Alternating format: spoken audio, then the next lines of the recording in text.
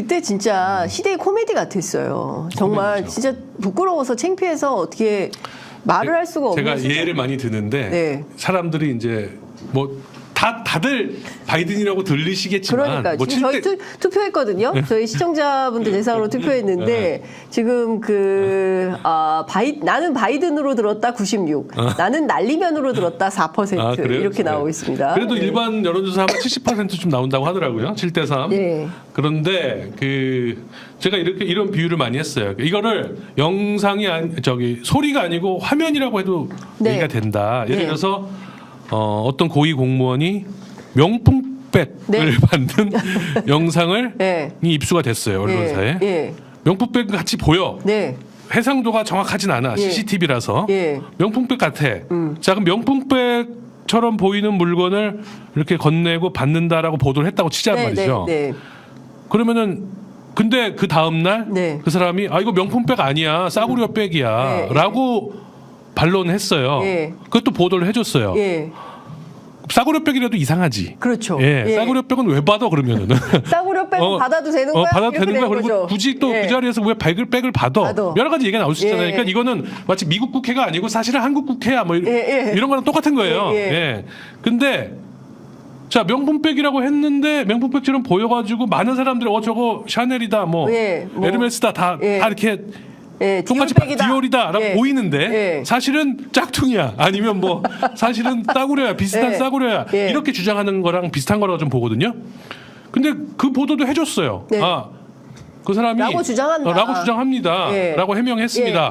끝. 끝이에요. 네. 그다음에 그 사람의 정치적 운명은 고위공직자 그분의 운명은 이제 여론과 높은 사람들이 결정하겠죠. 그렇습니다. 그러니까 여기서 더 나갈 필요가 없는 거죠. 그러니까 굳이 이렇게까지 이게 무슨 과학적인 뭐 그런 것도 아니에요. 사람의 인지 감각에 관련된 거기 때문에. 그렇죠. 아니 그리고 이것은 사실 통상 범주 안에 있는 것이고 사실 많은 국민들이 이성과 상식을 가진 국민들이 판단하기에는 내가 실수했다.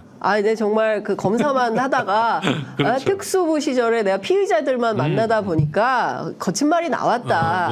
XX 이런 말도 입에 붙었고. 죄송하다. 이렇게 하고 넘어가면 대통령 인간적이시네. 제가 그렇게 생각을 했어요. 그 21일 날 발언을 하고 이틀 뒤에 돌아왔어요. 사흘 뒤인가 돌아와가지고 첫 그 도어 스태핑 자리에서 뭔가 말을 할 거 아니에요. 저는 그때 제대로 된 참모라면 대통령한테 이렇게 조언을 했을 것이다. 대통령님, 제가 실언을 하긴 했지만 제 본의도 아니었고 카메라가 돌아간 줄도 모르고 우리끼리 그냥 편안하게 한 얘기입니다. 그러나 실수를 했습니다. 국민 여러분 죄송합니다. 사과하고 언론인 여러분 너무하지 않습니까? 대통령이 이렇게 실수까지 다 했는데 이런 것까지 꼭 보도하셔야 됩니까? 앞으로 저도 주의할 테니까 좀 봐주십시오. 만약에 이렇게 얘기를 했으면 MBC나 다른 언론이 욕을 먹었을 것 같다. 맞아요. 왜냐하면 윤석열 대통령의 캐릭터가 그게 먹히거든. 그렇죠. 그죠? 그래서 저는 그렇게 얘기할 경우에 우리가 욕 먹겠는데 그럼 거기에 대한 또 대응을 우리가 해야 되나? 뭐 이런 생각을 하고 있었어요. 절대 그렇게 얘기 안 해요.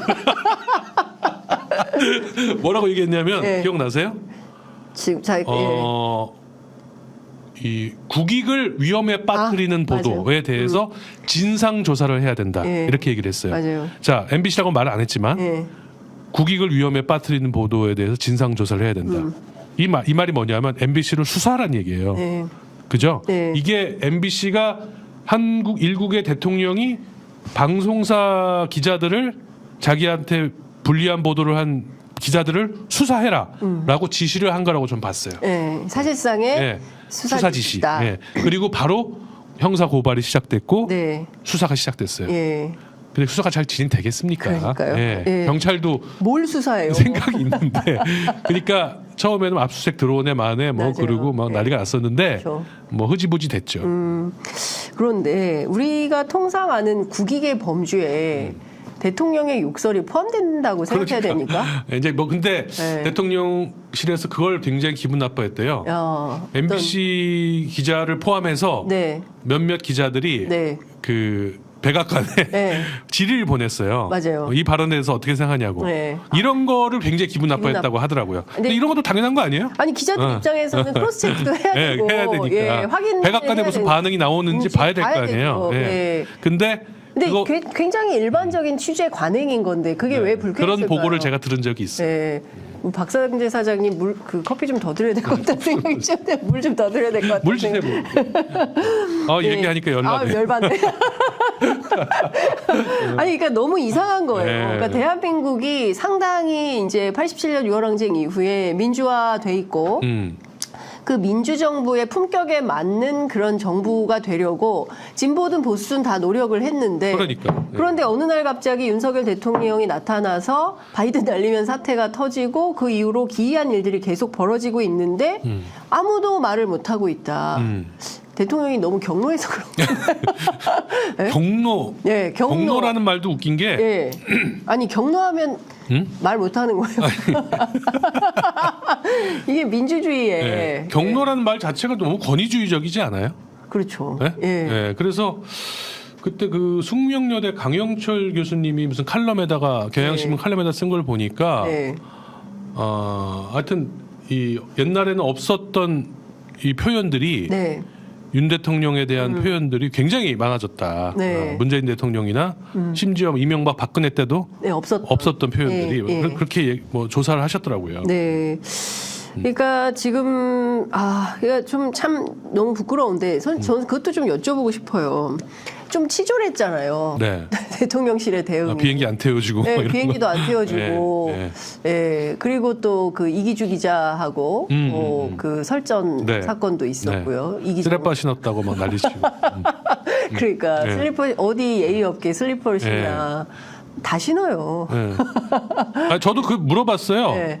그 이제 보도국에다가 저는 원래 사장이 뉴스에 간섭 안 하잖아요. 근데 이기주 기자가 슬리퍼 신었다고 완전히 뭐 살해 협박까지 받았잖아요. 그 일베에서 살해 협박을 받았어요. 슬리퍼 신어서. 아니 이제 죄송합니다. 저 지금 슬리퍼 신고 있습니다. 예의 없다고. 예의 없다고 죽여버리겠다 이런 글이 올라왔어요. 그래서 경찰이 막 경호해주고 그랬거든요. 세상에. 슬리퍼를 이기주만 신었어? 내가 물어봤더니 정치부장이 사장님이 슬리퍼 검사해야 돼 기자들.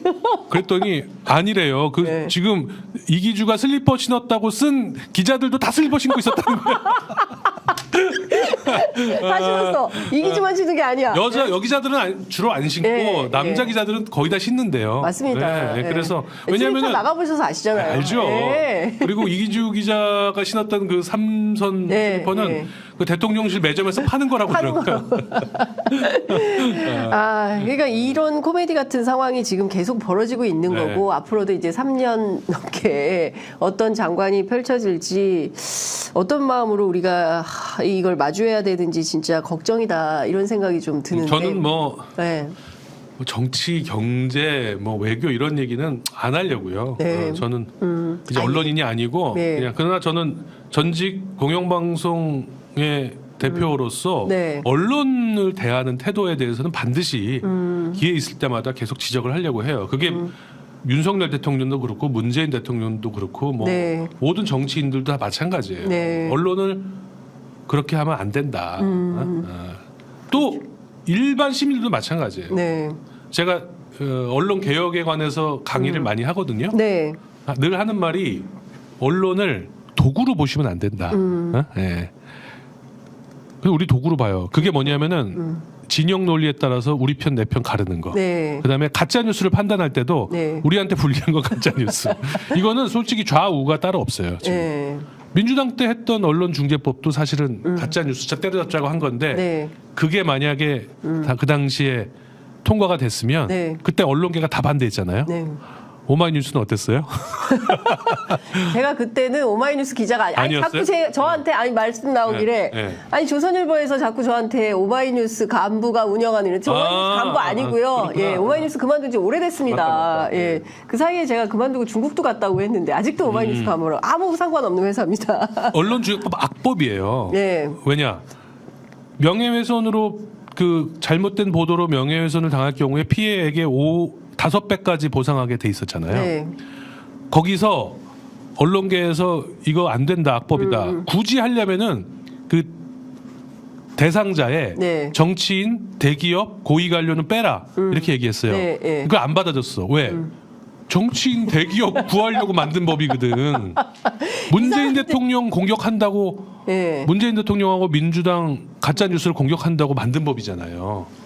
그러니까 그렇죠. 그렇게 가면 안 돼요. 네. 언론 개혁을 그런 식으로 가짜 뉴스를 때려잡겠다고 하면은 네. 지금 벌어지고 있는 상황하고 똑같은 일이 벌어지는 거죠. 갑자기 오마이뉴스 그때 태도가 어떤 건지 궁금해지네. 제가 취재해 보겠습니다. 네, 네. 그렇죠. 그 저희 편의점은 그게 없습니다. 네. 예, 진영을 가리지 않고 다 비판해서 다 그러니까 욕하고 제가 있는데요. 정치하시는 분들한테 부탁드리고 싶은 거는 가짜 뉴스의 유불리를 판단하지 마셔라. 그러니까 자기한테. 그렇죠. 가짜 뉴스로 피해가 생길 수 있어요. 허위 정보로. 네. 그리고 그게 의도적일 경우에는 심각한 문제죠. 네. 그거는 어떻게 해서든지 처벌을 받을 수도 있고 아니면 대가를 치르게 해야 됩니다. 네. 그런 거는 그냥 민사에다 맡겨 놓으셔야 돼요. 네. 이걸 가지고 형사적으로 어떻게 하겠다는 이거를 마음 먹는 순간 악법이 탄생하는 거고 그게 독재 정권이 하는 일이에요. 네. 모든 독재 정권이 가짜 뉴스, 페이크 뉴스를 가지고 네. 언론을 탄압하거든요. 그렇습니다. 트럼프가 그랬고 네.